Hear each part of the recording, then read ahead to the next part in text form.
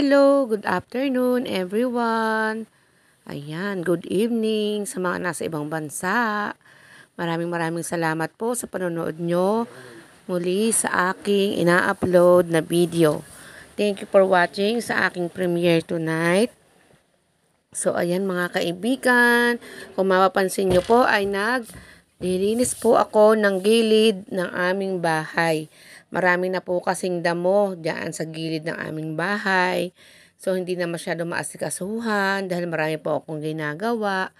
So, ayan po. Kung mapapansin nyo po, meron pong isang malaking lagayan ng snake plant. Diyan nagsiksika na sa isang container. So, ang gagawin ko po ay lilinisan ko muna po iyang aking pagtataniman. Masyado na silang nagsisiksikan, kaya kailangan na natin siyang paghiwa-hiwalayin. So, ayan, tinanggal ko po muna yung mga damo-damo sa ibabaw. So, yung kalahati lang muna ang ating nilinisan. At sa susunod na araw naman, yung ibang parte ng gilid ng ating bahay. Kasi medyo mainit po nang ako'y maglinis ng ating gilid. Ayan, mapansin nyo, marami pong damo na tumubo. Mabilis mong tumubo ang mga damo dyan, mga kaibigan. So, ayan. Una muna, tinanggal ko muna siya doon sa container na may lupa. Ayan. Para maitanim na dyan sa gilid. So, ayan mga kaibigan. Dahan-dahan lang. Kailangan mabuo pa rin yung ugat.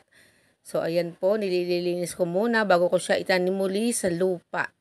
So, ayan. Alam niyo ba mga kaibigan na ang snake plant ay isang pampaswerteng halaman? So, pampaswerte daw po siya ayon sa Feng Shui. So, yan pong aking itinatanim ay snake plant po iyan. Ang sabi po nila, so it filter indoor air. So, ayan. Yung hangin ay nililinis po ng snake plant. And remove toxic pollutants. So, ayan nga po. So, it may help also daw po to boost our mental health. Paano kaya? Sa paanong paraan kaya ito nakakatulong para sa ating mental health? At ito po mga kaibigan ay madali lamang pong alagaan. Kahit nga po hindi masyadong diligi, nabubuhay po ito. Isipin nyo, yung nasa container na yan, nagsiksika na sila, tumubo ng tumubo. Bihira pong diligan. So, ayan.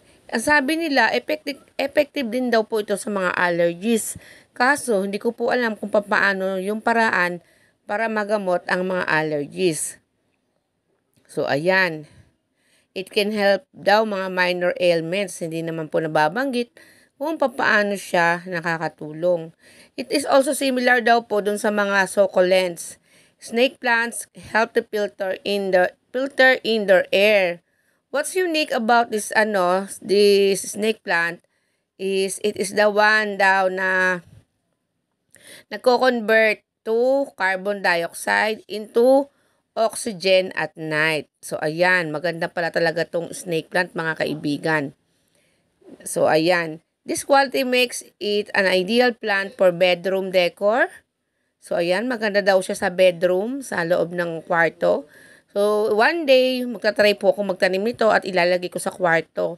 So, kailangan lang natin ng magandang paso. Kasi ang ginawa ko, inilagay ko siya rekta doon sa lupa para mas mabuhay siya, mas lumago. So, ayan. Dati, marami na rin kasi kami natanim niyan. Kaya lang, yung mga bata dito guys, pinuputput nila. Minsan, hinahataw nila ng mga kahoy, yung mga pananim. Minsan, nahiya naman akong manaway. Siyempre, may mga magulang yan. Mamaya magalit, 'di ba guys? Kaya mahirap din minsan yung walang bakod eh. Wala po kasi yung bakod, guys. So ayan. Kaya try pa rin magtanim. Kagaya kasi ng ibang halaman ko doon sa gilid, yung papuso ang hugis, hinataw-hataw po ng mga bata. Ang ganda-ganda pa naman. Kaya minsan nakakahinayang lang magtanim. Kasi masisira lang po ng mga bata. Ayan. So, according po doon sa Feng Shui, gustong-gusto po ito ng mga Chinese, itong snake plant. Kasi may ability daw po ito na i-absorb yung mga negative energy. So, ibig sabihin, hindi na po makakapasok sa bahay natin yung mga negative energy dahil sinasala na ng mga snake plant. So, ganun po kaganda ang snake plant Sansevieria. Ayan, Sansevieria. So, ayan po. Ang pag-aalaga po ng snake plant ay sabi nila, huwag masyadong matubig. So, nasisira daw po ang mga dahon nito kapag sobrang tubig po yung pagdidilig. Kumbaga, naluluno din po ang ating mga halaman. So, ayan. So, ayan. Sana po ay meron kayong nadagdagan ng inyong kaalaman tungkol sa snake plant. So, sa susunod na mga araw po ay yung kalahating parte naman po ng gilid ng bahay ang ating lilinisan kasi sadyang napakainit na po. Inabutan na po ako ng tanghali kasi marami pa po akong ginawa sa loob ng aming bahay. Ayan, naglinis po ako at naglaba. Ayan, kaya late ko na pong naasikasuhan at itanim o ilipat itong ating snake plant. Sa susunod na araw po or bukas ng umaga, ang itatanim naman natin ulit yung snake plant dito naman sa left side ng ating bahay. So, ayan. Okay na po tayo sa right side. Pero bukas po, babawasan ko pa rin yung mga damo na nasa gilid para naman po malinis siyang tingnan, mga kaibigan. So, ayan. Ang sarap po talaga sa piling kapag naghahalaman. Lalo na kapag nalinis mo yung iyong pinagtataniman. Napakasarap sa pakiramdam na nalinis mo at napaganda yung kapaligiran. So, ayan, maganda siya sa kapaligiran mga kaibigan ang ating mga halaman. Kung mapapansin nyo, napakahangin po dito sa amin kahit tanghaling tapat. Kaya po minsan, hindi ko na po kailangang magbukas ng electric fan. Kasi po, mahangin na po dyan sa aming bintana. Medyo mataas po ng kaunti ang aming bahay doon sa kalsada. So, siguro mga 2 hakbang ang itinaas niya doon sa aming kalsada o daanan. So, ayan mga kaibigan. Sa susunod na araw, yun naman kabila, yung karugtong niya ang ating lilinisin para maaliwalas ang ating kapaligiran. Ayan guys. Tingnan nyo po, ayan, may dumaan na tricycle. Shout out kay Kuya Gab, dumaan. Ayan. So, ayan guys, mahangin, masyadong mahangin. Gumagalaw-galaw yung ating mga tinanim na halaman. So, ayan, shout out po sa inyong lahat, sa lahat ng nanonood ngayon. Maraming salamat po sa paglalaan nyo ng oras para mapanood ang ating premiere. Thank you very much din po sa aking mga YouTube members, saka mga members ni Ate Roxy, ang Ate Roxy's Angels. Ayan. Thank you very much po sa pagpapamember kay Ate Roxy. Maraming salamat po. And maraming salamat din po sa mga kaibigan natin na napalaging nagpe-play ng ating mga ina-upload na video. Ganun na din po yung mga nagre-replay ng ating mga live stream. Thank you very much po. Maraming salamat po from the bottom of my heart. Ayan, maraming thank you po sa inyong lahat. So, ayan po, nagbungkal-bungkal pa ako mga kaibigan. Tanim pa more, Ate Roxy. Parang 4 po yung naitanim ko dyan. 4 na halaman. Kung hindi 4, 3. Ayan. Bungkal pa more. Madali lang naman po maghalaman. At in fairness, nakakabuhay po tayo ng halaman. Kapag po itinanim ni Ate Roxy, nabubuhay po after ilang days. Sa awa naman ng Diyos, hindi namamatay yung ating mga tinatanim na halaman. Sa ibang araw, bibili po ako ng paso para naman po mailagay ko, makapaglagay ako ng snake plant sa loob ng aming kwarto. Ayan, maraming salamat sa inyo mga kaibigan. Ayan, alam nyo, hindi na ako nagagloves pang nagagardening para mapil. Ayan, 4 talaga yung naitanim ko guys, 4. Sa kabilang gilid naman, 4 sana yung maitanim ko din para pantay po yung ating mga halamanan. Ayan. Ano kaya ang ating isusunod na itatanim dyan? Sa ngayon, ayan muna. Snake plant, tsaka money plant. Ayan mga kaibigan. So, after natin yung itanim, didiligan po natin yan maya-maya. Kukuha ako ng tubig. So, maraming salamat po mga kaibigan sa muli nyong panonood sa ating video. So, ayan, init na ako dyan guys. Napakainit na talaga. Kahit mahangin. Ayan, tinanggal ko na yung sirang halaman. Ayan guys. O, ayan, tatanim ko na lang siya sa ibang lagayan. Para sa susunod na araw, maayos ko na yung gilid ng ating bahay. So, ayan mga kaibigan, manood lang po kayo. Enjoy watching po sa paghahalaman ni Ate Roxy. Naging plantita na sa Ate Roxy. Ayan, plantita na, mahilig ng maghalaman. So, ayan, yung mga halaman natin na hindi natin napapansin dati, ay itinatanim ko po, inireripat at dumadami na po siya guys. Ayan, kung mapansin nyo. Bukas po, abangan niyo po yung part 2 ng aking paglilinis. Kasi po, nagpahinga muna ako at napakainit po mga kaibigan.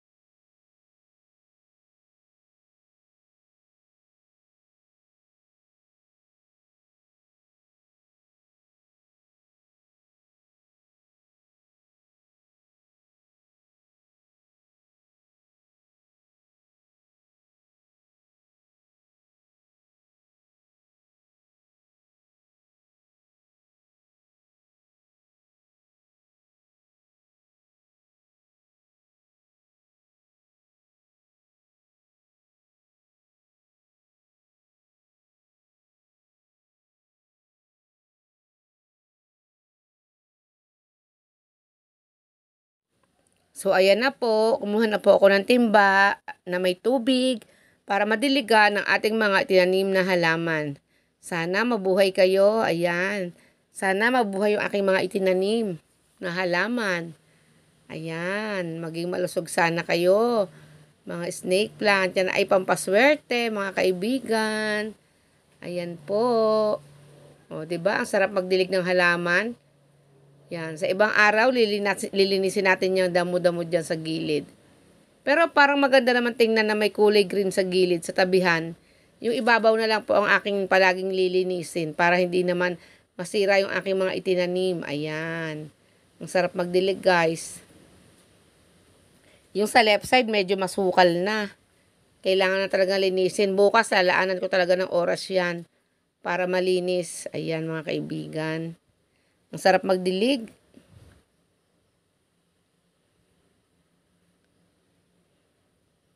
Ayan, dilig pa more, Ate Roxy. O, diba? Sarap mag-garden, mga kaibigan.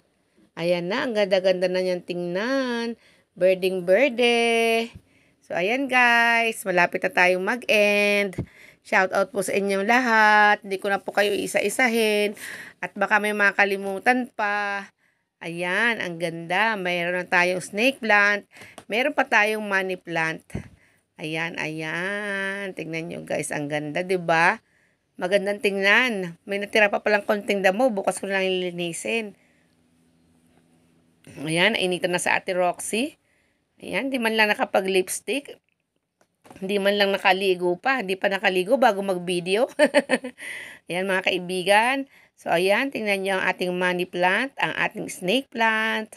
Ayan, ang cute, diba? Ang cute-cute. Sana mabuhay kayo. Ayan. Ayan, medyo madami na tayong natanim mga kaibigan. Snake plant. Ayan pa, money plant. At saka, ayan ang tawag na sisi plant. Yan tinatawag nilang sisi plant. Ayan, ang laki ng dahon. Ang ganda. So, ayun guys. Maraming salamat po sa inyong panonood sa ating video. See you again on my next vlog. Thank you for watching. Goodbye everyone. God bless all. Goodbye.